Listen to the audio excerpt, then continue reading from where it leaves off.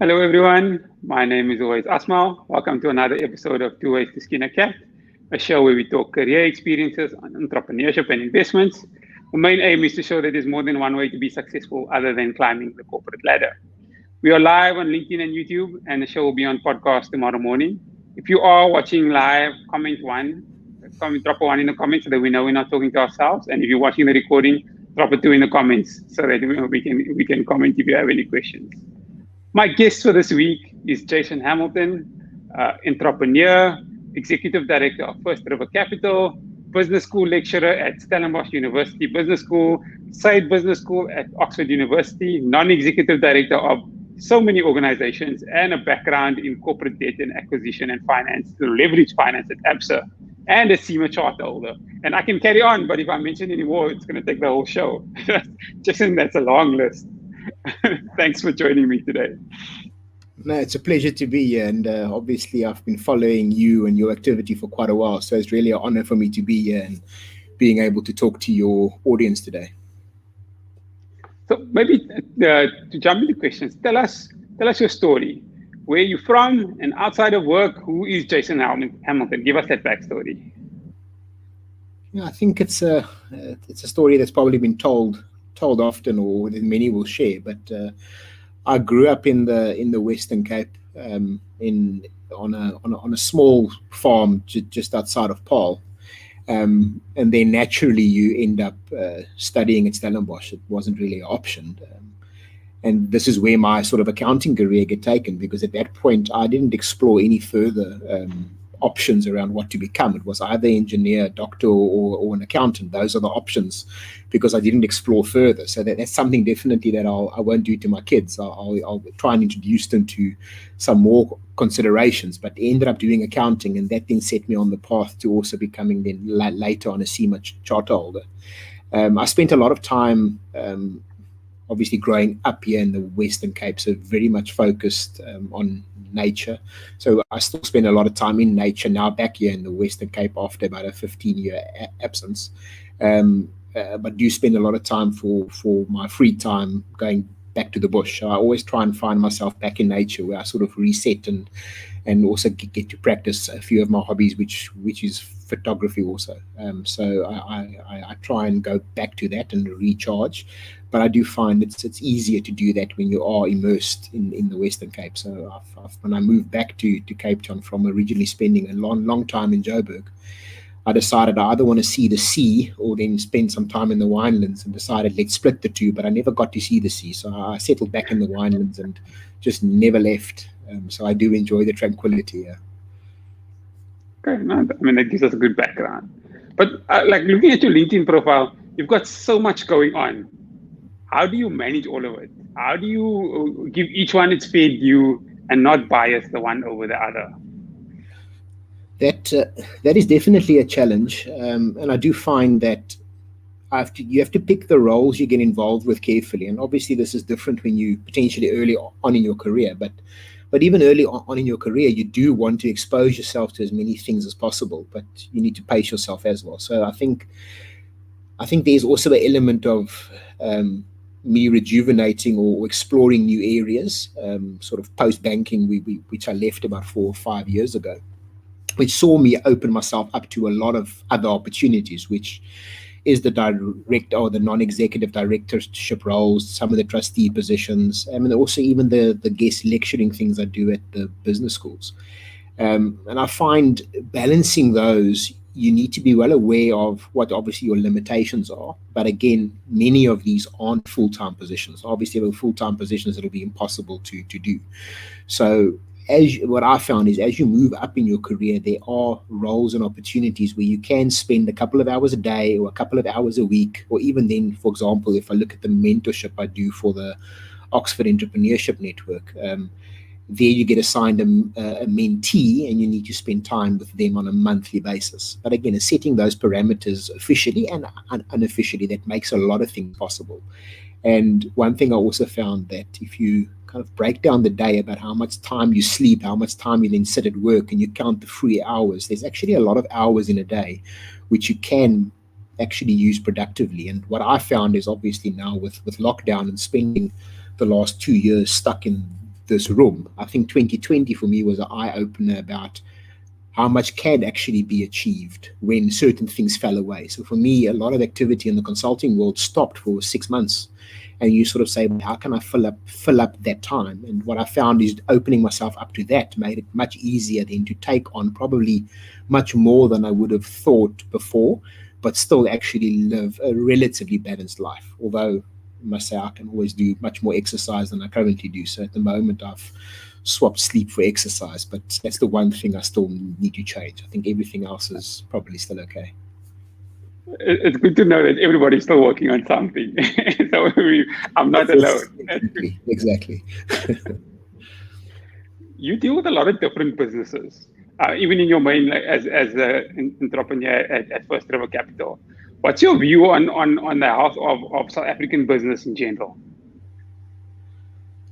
I think obviously businesses are exposed to the economy, and obviously if we look at that, you have to look at the global economy and then bring it down to the sort of the micro, which is then South Africa, which is unfortunately more our reality than what's happening in the global economy, although the two are obviously extremely linked. So I think there's definitely positive signs on the global economy side from a recovery point of view, which means South African businesses will benefit from that. But then again, we're working with our internal constraints as well. And from a recovery point of view, we went into this with a lot of constraints already. So I think that's the general sort of setting. What I've seen is that there's definitely a lot of businesses that came out of the challenges that 2020 presented, which is now obviously a health crisis and then a financial crisis, or a financial, not crisis, but issue to sort of deal with, saw businesses come out of that, some of them thriving, meaning doing extremely well and carrying on with that momentum. And on the other side, you saw businesses obviously struggling or then failing. And once you failed, because you're dealing with SMEs mostly, not being able to then now take benefit of the recovery because there's just no ability to recoup and then restructure themselves and move forward.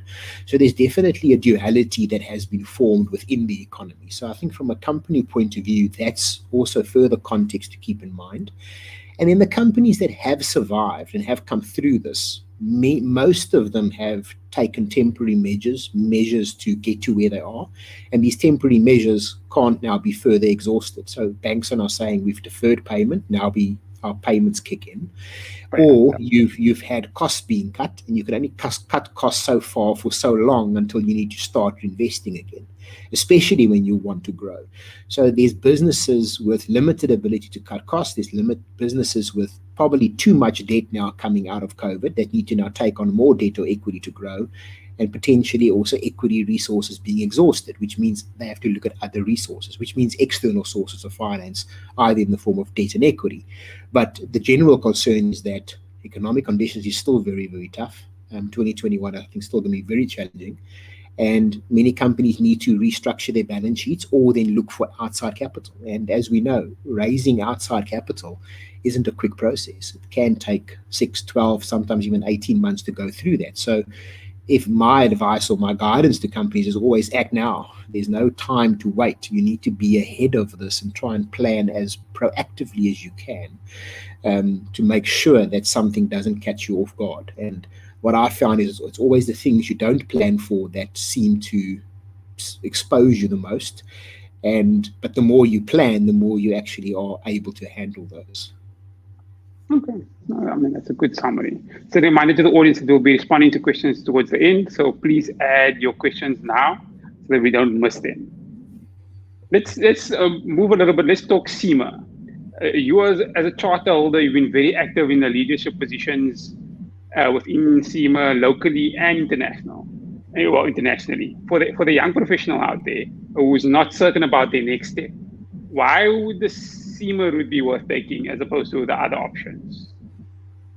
I think CIMA for me, and I'll tell you my journey with CIMA. I think CIMA for me was I particularly didn't want to do audit, which was one of the main reasons at that stage, probably ill-informed, that I didn't follow the sort of CA route or even the ACCA route and decided to go the CIMA route. And in my mind at that stage, it was more business orientated. So focused a lot on strategy, business strategy, financial strategy, and even from information system strategy. And I enjoyed that part of it. And I also enjoyed that it's an internationally recognized qualification. So CIMA is recognized. Obviously, it comes from the UK. And currently, I think it's in over 180 countries. So that was a big advantage to me. Not that I ever actually used it, because I traveled actually very little with that. So I always kind of worked within Africa. But still, it's good to have a professional qualification that's recognized internationally. So I think that's one of the benefits. I think in time, what I have also seen by working with CIMA and working within some of their structures is that the accounting fraternity, although you might see them as competition at the lower end, as you start moving up, you start realizing that we're all having the same debate. So there's actually a lot of collaboration happening between the parties, because we're all assisting clients maybe in a slightly different manner. And that's also something interesting to note, where whichever one you choose, you end up working with clients maybe from a slightly different angle, but it still provides you this common language you can sort of address a problem with. And I think also in time, I think everybody has realized that it's not just about the answer or the process, it's about the decision making. So for me, still, I think where CIMA is very well placed is around the financial decision making, and looking at or training and educating and supporting FD, CFOs, financial managers to become strategic business partners to a business. There's also a big focus now on digital and the digital transformation, and equipping our members for that. So again, obviously being linked to any of the professional institutes, you always have this continuous professional development. But then again, having this network across the globe, you've got a very good knowledge base or thought leadership base you can pull in on to make sure you are sourcing best practice and disseminating that across the globe. But then, like I said, it's not as if CIMA doesn't talk to CA, and it's not as if on a global scale, I mean, CIMA and ICEPA work very closely together, because ultimately we are dealing with very similar problems across the world. I've also seen there's a big drive now from a inclusivity point of view, so celebrating our diversity. So CIMA historically has been, because it was founded kind of in the UK and then gone global, it can still be seen as very UK based, but as I said, it is very focused already on quite a large group of international countries. But there's a big focus on growing that even more and making it more globally relevant than just sort of focused on a UK focus, which I think is also an interesting time to start working on CIMA. And I think from an African point of view also, we've just reconstituted some of the committees. So we've now split into a Southern African committee, or a Southern Africa grouping, a North and East African, and a Central African. So already there we see the focus of not on country based, but actually on regions, which is great for inclusivity and obviously diversity and collaboration. So CIMA members, are they able to join those boards from a Southern African point of view, or those committees? They are. There's from a committee side, there's officers in each country, which is sort of formally runs the qualification. So although you can, if you go to certain universities or do a certain degree, or you have an MBA, or there's even other paths to get to CIMA to get the professional qualification. You can follow those routes, but we also offer it to anybody. So if you're 18 years old or 50 years old and you want to qualify as CIMA, you can also do it via part-time study directly through the institute. So again, it's very flexible on that front. So because of that, we've got a member base and a student base we always work with, and it's not typical students, it could be working professionals as well. And from a committee point of view, we always try and help with those learnerships and help them with their needs, which is mostly CPD related and developmental related. But then there's also a big focus for us on including our members. So all of those committees are elected either yearly or then for a 3-year cycle. So people, if they're a student or then a member, they can put their names forward. And this is also how I got on some of the international committees, because I was involved with CIMA South Africa locally, made some contacts abroad.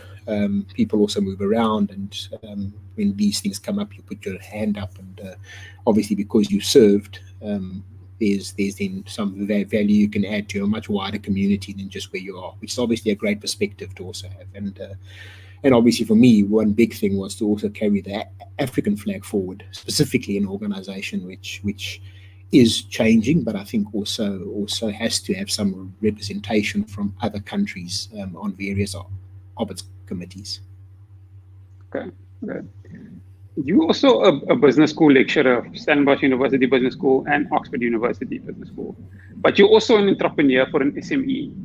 There's this groundswell of people saying learning business in the trenches of entrepreneurship might potentially offer better value than going to business school. For you who straddle both sides, what are your thoughts on that? Especially for the professional who's considering, should I be going for an MBA? What do you think?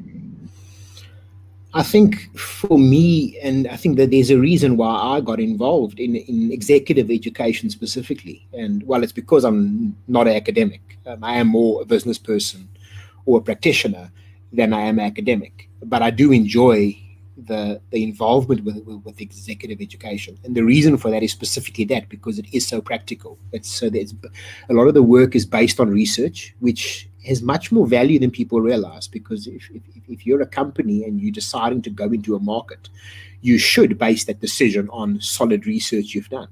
So, which again, it brings you back to, if you know how to do that type of research or do that type of investigative work, it makes you a much better business person. So there's definitely an overlap between skills you can learn in a business school, in an academic environment, that you can translate to business. So I enjoy straddling both, but I also, the value that I bring or try and bring to a class is exactly that practicality, by saying, okay, we've learned this model, we've seen how this model works. How do you now apply that in practice? And if you take even a strategy model, there's some classic models all of us have been using for years, and you can easily regurgitate them probably in isolation without actually going out and seeing what the market is actually doing, what your competitors are doing. So I find bringing life to some of those traditional models applied, and this is true for any academic model, is where the real value lies. So I think any work you do, even on the academic front, is valuable because it builds you and makes you a more well-rounded person. But being in the trenches is completely different, obviously, to doing it theoretically. But I think you're empowering yourself with certain methodologies, certain ways of thinking, a certain knowledge base to approach those problems from a unique perspective. And again, if you just do what everybody else has done, you're probably not going to be successful. So the more you empower yourself, the more you educate yourself, it gives you the opportunity to do that. And then obviously, I think the biggest benefit, or the benefit I've seen a lot of value out of, is the network you build up. So people that you study with, you build the camaraderie with, whether it's local, whether it's international. And now even with online education and virtual education, it's even more inclusive and open to more people. And I found the network you build up out of that, locally and globally, becomes something very, very powerful. If it doesn't benefit you now, in the next 10 years, when you also move up in your career or get to certain positions, it becomes a very powerful thing. And I think that's something which a lot of people might overlook. Or like in my case, I never realized that when I was an undergrad about the value of that network. So I only realized this later, but I've been fixing that by being involved with business schools, either studying there, or then like with Oxford, where I do some facilitation work for them, or then where I do some guest lecturing for USB. It's been a wonderful experience. I think I made that same mistake of not networking enough in undergrad. So, but never too late. That's very true. That's very true. A reminder, if anybody got questions for Jason, put it in now. Jason's one of the few people on LinkedIn putting out regular private equity content from a South African perspective. So if you're interested in anything from that point of view, check out his content. Jason, if you talked about spending a lot of time moving from Stellenbosch and spending a lot of time in Joburg and then coming back to Cape Town. If you had any advice for your younger self, what would that be? I would probably still have studied what I did, and I think I didn't have many options when I left university. So I know people struggle to get jobs now, but 20 years ago, I had a very similar experience. So I applied for 100 or 150 or 200 jobs, and I got offered one. So I didn't have a choice. So I ended up working for Standard Bank, which was great. So I wanted to be in investment banking, and I started that. So I think that journey would have probably been the same.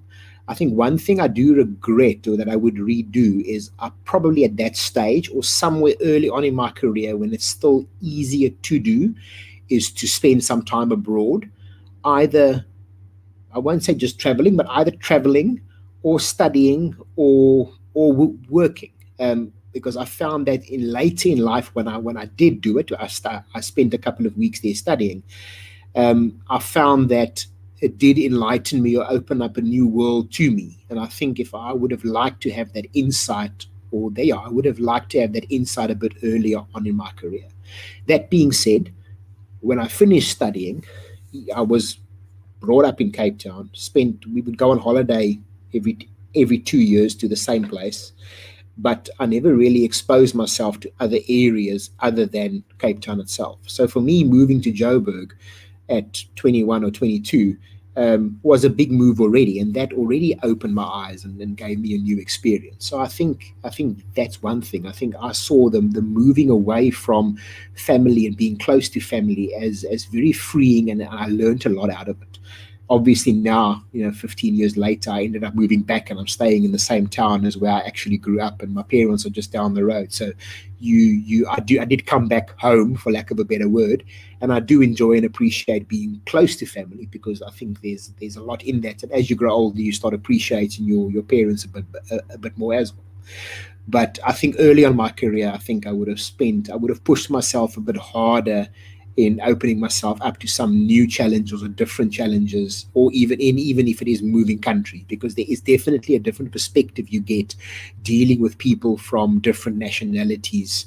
Given in South Africa, we have a very diverse population and obviously community. So I think we are uniquely placed in the world as well to carry some of our learnings forward. Where I find if you travel some of the world, they only know their country's people a lot of times. So sometimes they're not as open and as open as you would think compared to how we are sometimes.